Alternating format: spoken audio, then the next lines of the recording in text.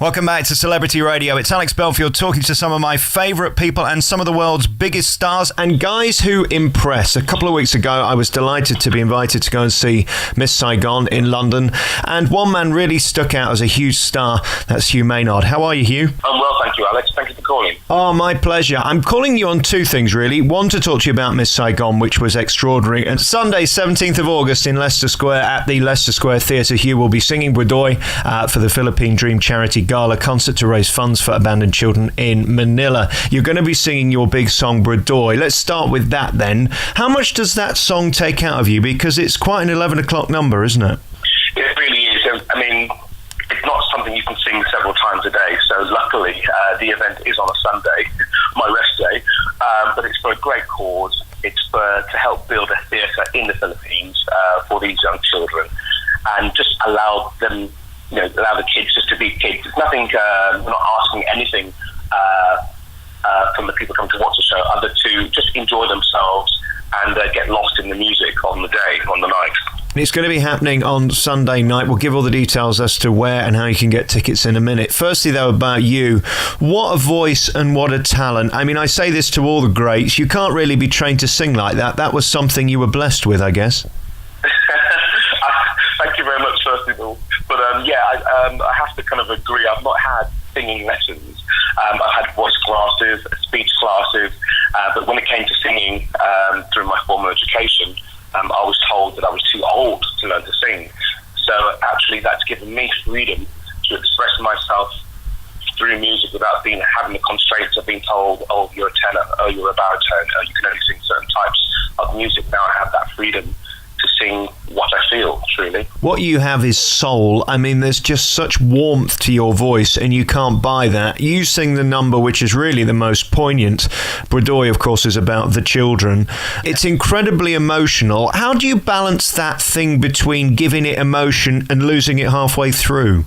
Well, I have a very good boss, first of all, Cameron McIntosh. He's given me the freedom in Bui Doi to give it that soulful, gospel-esque expression. And literally before the first preview, I was about to sing. Cameron McIntosh came up to me and he said, I want you to riff. I had to pat him on the shoulder and go back to him and say, sorry Cameron, did you say riff as in R-I-F-F, as in make up words, as in ad-lib? I've never heard Cameron speak like this before. He said, Hugh, I want you to take it someplace it's never been taken before. And if I don't like it, I'll resend it. And literally, Cameron gave me that permission to take that song to another place, and that's what I do every single night. So when you come to see Bui Doi on a Monday, it'll be different to the Bui Doi on a Thursday or a Tuesday or a Wednesday. Wow. Seems to me Cameron in this production has just enjoyed himself hiring people he wanted to hire and allowed them to be who they are. I don't think there's ever been a production, and by the way, I called this the greatest musical in British history. I believe it to be that. I don't think there's ever been a show with so many talented people who are able to shine, has there? I think that is Cameron's gift. Yes, he may be a multi-millionaire. Yes, he's a very well-known producer, but at heart, Cameron is a people person. He's very good at attracting personalities, and also his talent is bringing out whatever gifts or talents or traits that you have as a person. And we all feel, John included, we all feel very comfortable working with Cameron, who's also very much involved in the process of the casting, in the process of producing, and sometimes on stage. As much as he tries to stay away, you'll always see him in the stalls or in the auditorium, keeping an eye on his baby, which is Miss Saigon. I don't blame him. I mean, it's a huge beast, and it really is an incredible show, and still doing massive, massive business. I think it does prove if you put something on in the West End that's good, they will come. I think there's been an arrogance lately, hasn't there, that people think they can come in, spend 7 million, throw it at a show and hope that it'll work. The West End's not as predictable as that, is it? It's not about money, and I don't want to seem arrogant because I know the production that you're talking about, and on an actor's level, you've also got stage management, crew, lighting, sound, LX. There's so many different departments that you don't always hear about, but it puts people's livelihoods at risk when you become arrogant. You really do have to put the gravity, the foundation into a production. You can't just throw money ingredients, the experience, and the creative team around him to put on such a spectacular that is Miss Saigon. I've seen you in various shows over the years. I mean, you've done them all from The Lion King. Most recently, I saw you in Sister Act. You did Dancing in the Streets, where I know that was a show you got to shine. Is there any greater thrill when the phone rings and they go, OK, we've auditioned 1,000 people and you're it? And then how do you cope with the pressure of it that you've got to deliver 8 times a week? Well, that's it, because first of all, you can hear I'm laughing because you think about, wow, really, there were that many people up for the role of John. Because there's always self-doubt. We are just human. No matter what your capacity is, what vocation you work in. I feel honoured. I think to myself, really, I got the job. Really, you want me? Are you sure? Have you got the right number? So every night, again, it's about giving, and the more you give in this piece, Miss Saigon, the more you get back. And I think that's why I'm so passionate about it, because there is so much that you can keep giving. You're literally shot out of a cannon when that curtain goes up for the second time after the interval. What's going through your head while we're all enjoying an overpriced glass of wine? Well, you're very lucky, because I wish I could join you with the wine. Yeah. But I don't actually get an interval, because in the new production, Lawrence O'Connor, great director by the way, has given the principles, or put the principles in the scene of the Exodus. So I'm actually second in line to exit or enter and exit the stage. But what you don't see is me literally giving it Usain Bolt under the stage, up to the 3rd floor of the theatre, to be fitted with my wig essentially, then into my Bui Doi costume, the world's quickest voice check, then onto the stage, literally silence at the top of Act 2. Wow. So it's a bit of it's literally a race. So there's not much thinking time going on, but my preparation goes on literally from the telephone song in Act 1, the first half an hour of the show, up until the top of Act 2. So I'm literally preparing myself all that time for Bui Doi. And it is really one of those moments where it's all about you. How thrilling is it when you look out at that sellout crowd, which it is most nights, and the band are playing for you, and you've of course got that choir behind you who are just making you shine even more. Is there any way of describing that feeling? Well, yes, there's euphoria, but again, I'm very fortunate, because what I can do, I can have eye contact with the guys to my left and to my right. Audience-wise, I can only see the first few rows, and so I don't feel like I'm out there on my own. I really do feel like I have the support. We call them chorus and ensemble, but literally they are my partners and my backbone whilst I'm on stage. And technically, or essentially, I'm their voice also. So I'm really feeling that even though you only hear one person singing, it's 42 voices in one. I've been reading your CV, and I mentioned earlier you were in The Lion King. I have a dream. I don't know if you know about this, Hugh, but I've always wanted to be a giraffe in The Lion King. I think it's the future of my career. What was it like being in that show? Because I mean, it is splendid, isn't it? It was incredible. I just finished doing Jesus Christ Superstar for Andrew Lloyd Webber, which was my first job fresh out of college. And in fact, I pulled out of college early to do Jesus Christ Superstar. I finished, Superstar on a Saturday. On the Wednesday, I was in New York. Wow. And so Disney had taken or invited some of the principals over to the States to see the show, because you couldn't actually explain what The Lion King was about, how we were going to take it from a cartoon feature into a stage production. So I was one of the very fortunate people to go over and see The Lion King in New York. Be fitted for my headdress, in fact 2 headdresses, which were made from a carbon fibre, the same material as an aeroplane wing. And met Julie Taymor, went out with Labby Sifri, Yeah. and then literally within 3 days back to the UK, 10-week rehearsal, and it was literally being in Disneyland. Money for Disney at that time, I should say. It wasn't about the expense, it was about the experience, about the ride, and literally they made us feel very, very comfortable, very supportive, and we were trying so many new things, so many puppetry, for example. I've never done puppetry. A lot of the moves that we do on stage with Simba when he bows, it's very Malaysian and Indonesian in in its essence. And so it was an incredible journey, a great experience, and a show that I did for nearly 2 years. And it is still beautiful. It's amazing that some almost 15 years on, isn't it, since it opened on Broadway, it's still as relevant and as beautiful today as it was then. It really is, and I have to add, it's one of my, so far, best entrances onto a stage. When Simba sings Hakuna Matata, he literally swings in on a vine, and that's his adult Simba's entrance to the audience. What do you do though for that first hour and 5 minutes when you're not on the stage? I mean, do you have anything to do? Are you literally coming on as a rhino just to fill your time or something? In the Circle of Life, which opens the production of The Lion King, I'm one of the wildebeests, so I'm fully covered. All you can see is probably wool. And I wouldn't put that on your CV, to be honest with you, Hugh. I'd leave that off if I were you. But yeah, there's always lots to do, and you can either sit in your dressing room or you can be, interactive. I choose to be interactive part of the production, so yeah, I'm very fortunate. And what about going back? You started as Simba, going back as Mufasa is an obvious step some years later, isn't it? It's a possibility. Simba, Disney at the moment are of the mind that I'm too old for Simba and too young for Mufasa. So I'm just going to keep working this job for as long as I can. Well, I think time will resolve that issue, so there's no problem there. Where most people probably got to see you was on the X Factor. You did the Tenors of Rock. Was that a good experience for you? Because that's not necessarily a place where talent will do you any good, is it?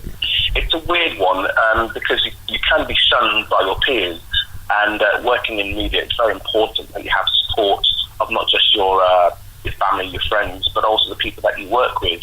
But the rules have changed with Britain's Got Talent and what's called The Voice and X Factor.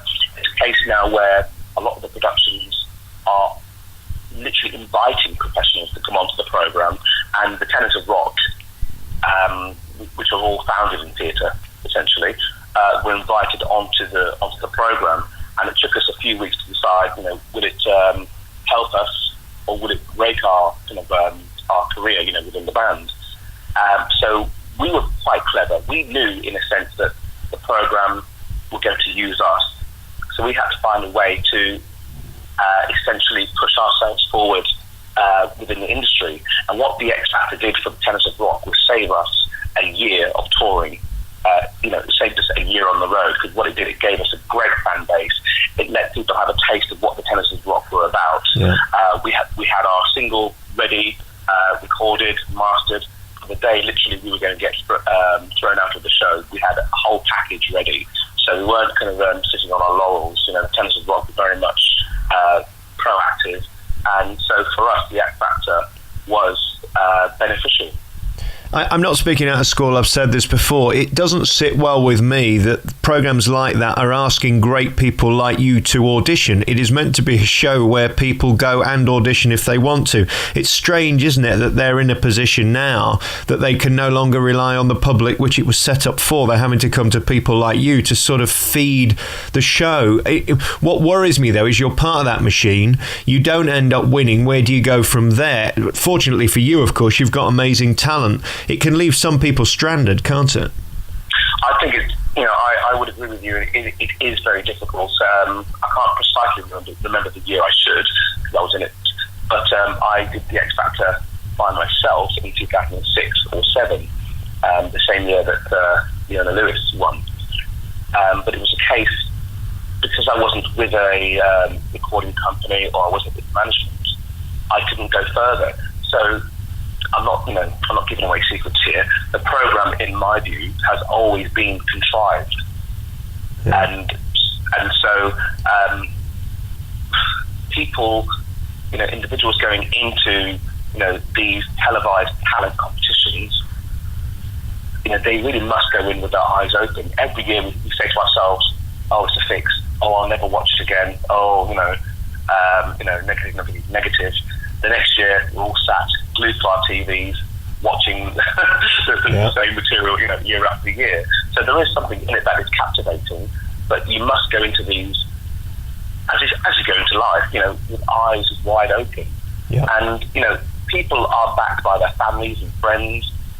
what you see on television, again, is steered to make entertainment, to make it entertaining. If it was, don't get me wrong, a TV program, for example, like the American version of, where, don't get me wrong, and I could be speaking out of place here, but I feel with the American version, I think 90% of the talent is broad-reaching. It's not just one genre of music. It's different genres competing. Rather than in the UK, they seem to go for whatever's in at that moment in time. Yeah. And so you have, for example, they're trying to make different people into the future Mariah Carey or into the future Whitney Houston, rather than allowing them to be themselves. They're always being compared to someone from the past. Yeah. And I think in the States, in my view anyway, they're given a pass on their own merit. Right. I think it's also much less risky if you've got the personality of somebody like Rylan, where it doesn't matter. Somebody like you, it does, because you've got a career to support. Of course, you paid off. Are the Tenors of Rock still touring? Are you still out there? Yeah, they're going very well. But as you say, it is a huge, huge risk. So as I say, you don't go into this and you don't make the decision blindly. It's something that you think, will it work? You know, and we were very lucky that we weren't out at the early stages, because again, the X Factor, I think it was the 7th year anniversary or something like that. People expected something new, expected something different. Yeah. But essentially they got the same X Factor. With the Tenors as well, we went out early, and we used the fact that we were on TV, you know, on our website, as seen on TV. That's all we needed to say. We didn't mention the X Factor. But yeah, it is a huge risk. Who was your judge? Basically, we were in Gary Barlow's boot camp. All 4 judges up on their feet. Nicole up on the chair, in fact. That's how much they enjoyed, you know, listening to what we had from the Tenors of Rock. Yeah. But you're right, it is a huge, huge gamble, and you can be seen as a product. For me, for example, it could have ruined my career. It could have been, that's very cheap what you've done there, and I would have had to pretty much start a new vocation. Yeah. And there's no second guessing it. There are people with brilliant talent who are ruined, aren't they? You can't just presume because you're as good as you are, you're going to be successful on that show. If the producers have a reason for you failing, and they do like to turn a success into a flop for ratings, you can't predict it. It makes good TV to see somebody good flop. In the UK, we enjoy that. We build people up to watch them fall. It's in our psyche for some odd reason. Yeah. And again, that's another side of the industry that you have to be prepared for, the rejection. So I was, again, very fortunate. We went out early, and we captivated our audience, got a good fan base, and it truly did save the Tenors of Rock a year on the road. Yeah. Well, Hugh, wish me luck. I'm back at Disney auditioning for the Warthog role again on Tuesday, so wish me all the best for you. Before we do the big plug for the show then that's happening this Sunday at the Leicester Square Theatre, I know you got an album you're working on. When is that coming out? That's right. It's my debut album, my debut studio album, called Something Inside So Strong, which will be out in the autumn. Very good. Well, listen, come on again for that. Let's do a proper plug and send me a copy of it. I'd love to hear it. You really do have a gift and a beautiful voice. If people want to find out more, your website, your Twitter, your Facebook, if people want to send a carrier pigeon. That's right. We have HughMaynard.com, also Hugh Maynard at Twitter, and the same official Hugh Maynard on Facebook. Sunday, 17th of August in Leicester Square at the Leicester Square Theatre. Hugh will be singing Bui Doi for the Philippine Dream Charity Gala concert to raise funds for abandoned children in Manila. You can see him there, and a huge cast of hugely talented people as well. That sounds like fun, something different where you can go and relax and have fun, is it? Definitely, and it's interactive as well. So people that are fans of the different shows, different musicals, they can meet us after the show. It's very much a relaxed atmosphere, it being a Sunday also, and so it's a great night to be had. I do love how people say in the West End, oh, it's dying, it's not doing well, oh, it's terrible. Go and see Book of Mormon, see if you can get a seat. Go and see Miss Saigon, see if you can get a seat. Go and see The Lion King, see if you can get a seat on a Saturday matinee. There are amazing shows out there that are doing well, and I think the public will decide. If it's a good show, it will fill, and yours certainly is. Miss Saigon is on at the Prince Edward Theatre, a stunning production, greatest show I've ever ever seen. A cast that is like no other. And of course, Hugh Maynard is the big star who comes on in the second half and kills it. Absolutely steals the show with Bui Doi. Thank you so much for your time. Good luck on Sunday raising money at the Leicester Square Theatre. Good to talk to you, Hugh.